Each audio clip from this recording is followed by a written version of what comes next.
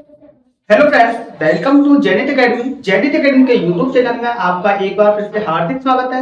अभिनंदन है दिल की गहराइयों से, राधे राधे, शुभ बात। आशा करता हूं कि आप अच्छे होंगे, तंदुरुस्त होंगे और अपने तंदुरुस्त से रख रहे होंगे। चलिए फ्रेंड्स, मैंने आपको जहां से खत्म किया था यानी कि सिंधु घाटी सभ्यता की ओर लेकर जाता हूं, है ना।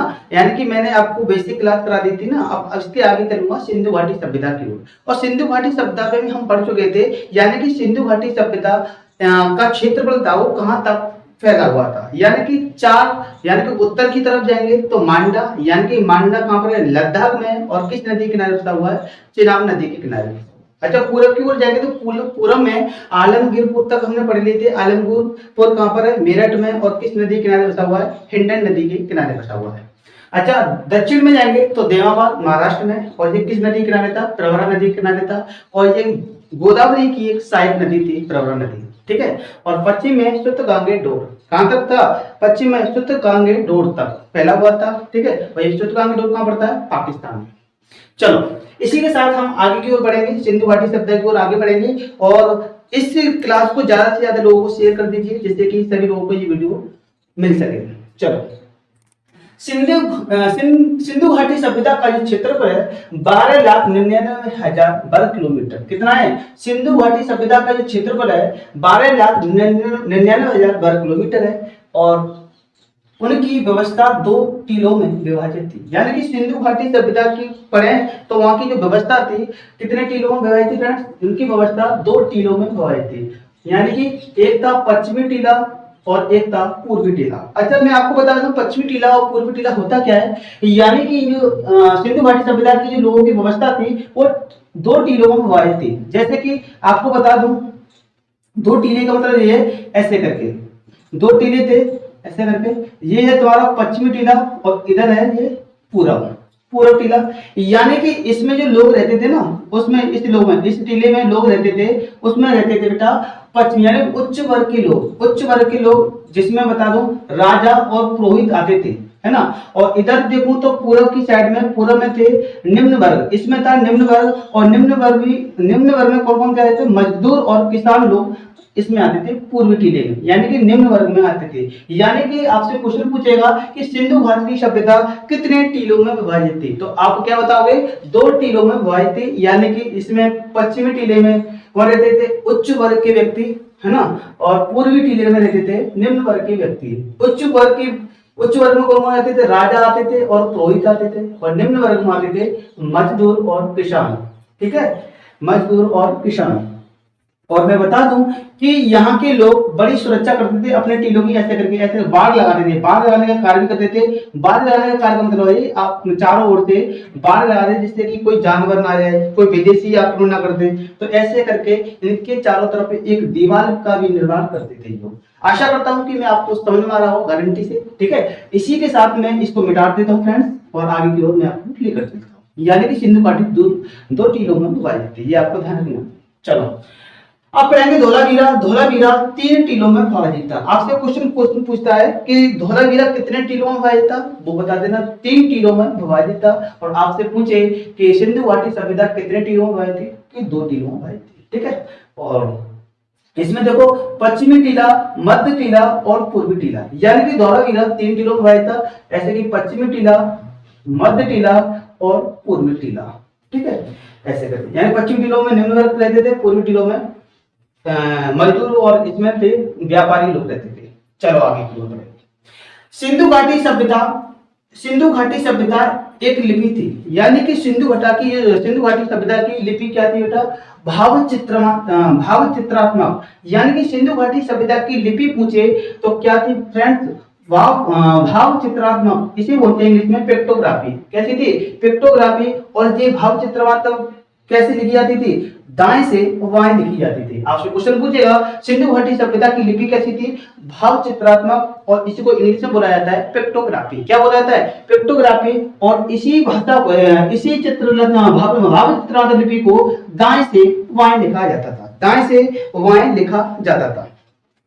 मैं आपको बता दूं कि दाएं से बाएं लिखा जाता था। और भाव चित्रात्मक होती क्या है कि ऐसे करके, देखो मैं बता दूं, भाव चित्रात्मक ऐसे करके आकृति छपी होती थी। और इसको क्या है, ये उभरी हुई हुआ करती थी, उभरी हुई यानी कि इनको हाथ से इसको भाव भाव के माध्यम से इस लिपि को पहचाना जा सकता था। ये थी भाव चित्रमा थी, ठीक है। चलो, और यहाँ का सिंधु घाटी सभ्यता का जो समाज था कैसे था, मात्र सत्रात्मक। कैसा था, मात्र सत्रात्मक, क्योंकि बताते हैं कि हड़प्पा सभ्यता एक ऐसा काल जिसमें महिलाओं की चली, आज तक जितने भी समाज आए हैं जिसमें कभी महिला की नहीं चली थी। मैं बताता हूँ कि हड़प्पा सभ्यता और सिंधु घाटी सभ्यता में महिलाओं की चली थी, ठीक है। तो यहाँ का जो समाज था कैसा था, मात्र सत्तात्मक, यानी कि माता की चलती थी। वो अलग बात है, आज घर में किसकी चल रही है, आज भी किसकी चल रही है, माता की चल रही है, वो अलग बात है। वैसे समाज की बात कर रहा हूँ कि पहले क्या था, सिंधु घाटी सभ्यता में माता की चलती थी, यानी कि समाज कैसा था, मात्र सत्तात्मक था, ठीक है। मगर आप ये मत बोलना कि सर आज भी घर में माता की चली, नहीं, परिवार की बात कर रहा हूँ। परिवार में जो समाज का जो डिस्कशन करते हैं, जो घर में जो मुखिया होते हैं, पापा होते हैं, तो जो समाज में जो चीजें देखी जाती है वही होता है ना। पहले जो समाज कैसा था, मात्र सत्तात्मक था। आज भी किसकी चल रही है, आज किसकी चल रही है, पुरुष की चल रही है। अब वो अलग बात है घर में माता की चल रही है, मगर ये गलत है कि माता की घर में चल रही है वगैरह, मगर समाज में पुरुष की चलती है, ठीक है। ये थी समाज। आपसे समाज पूछे तो कैसा था, सिंधु घाटी सभ्यता का मात्र सत्तात्मक।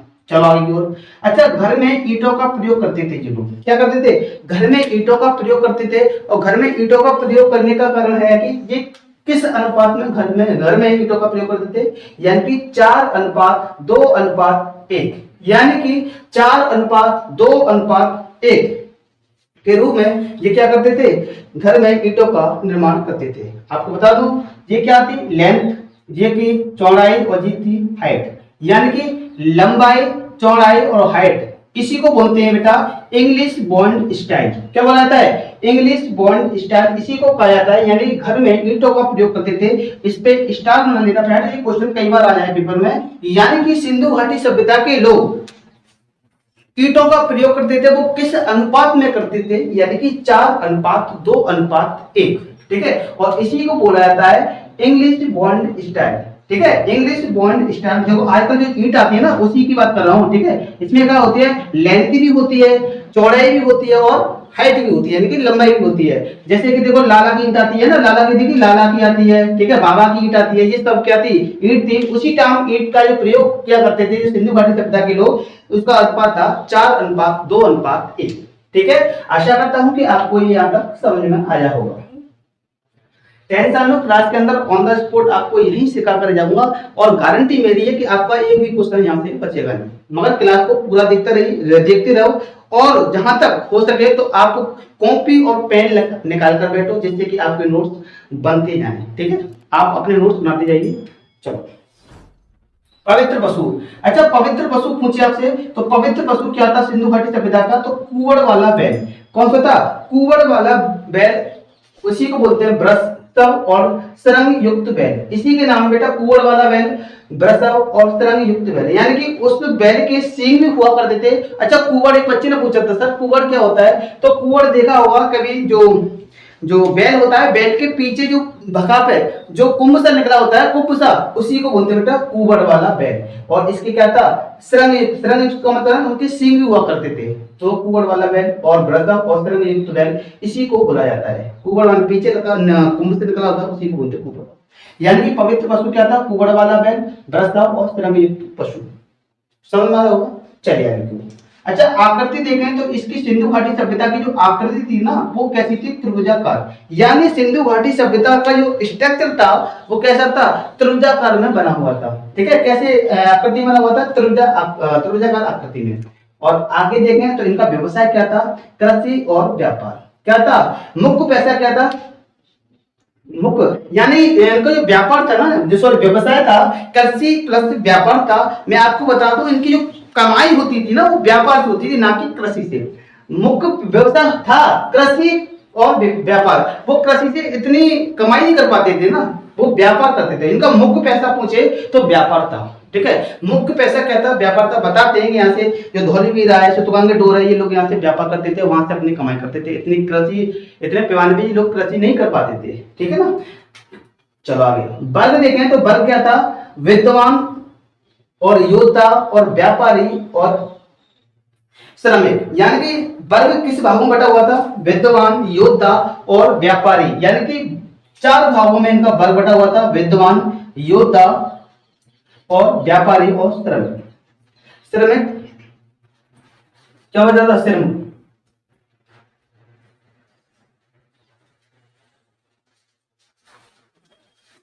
है ना। आगे देखते हैं, सिंधु घाटी सभ्यता के स्थल और देख लेते हैं फ्रेंड्स, है ना। स्थल, यहाँ से भी क्वेश्चन कई बार आया है। सिंधु घाटी सभ्यता के जो स्थल थे, यानी कि जो खुदाई हुई थी, वो कहाँ कहाँ खुदाई हुई थी, इसको और पढ़ लेते हैं, फिर इसके आगे चलेंगे। ठीक है, चलो। यानी कि सिंधु घाटी सभ्यता के जो स्थल थे, प्रमुख स्थल थे, आगे तो देखते हैं सिंधु घाटी सभ्यता के स्थल है।